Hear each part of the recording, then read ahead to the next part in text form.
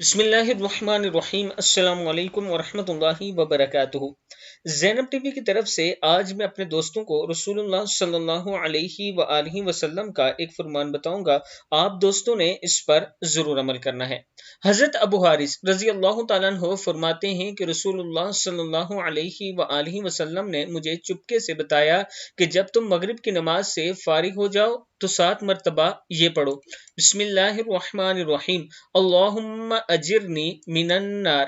اس کے بعد اگر تم اس دن وفات پا جاؤ تو اللہ تعالی جہنم سے آزادی کا پروانہ فرمائے گا، یعنی پروانے کا حکم فرمائے گا۔ اسی طرح تم جب صبح کی نماز سے فارغ ہو جاؤ تو 7 مرتبہ یہ کہو، اگر انتقال کر گئے تو جہنم سے آزادی کا پروانہ تمہارے لیے لکھ دیا جائے گا۔ مسند احمد میں یہ حدیث ہے، کسی سے بات کرنے سے پہلے یہ دعا پڑھنی ہے۔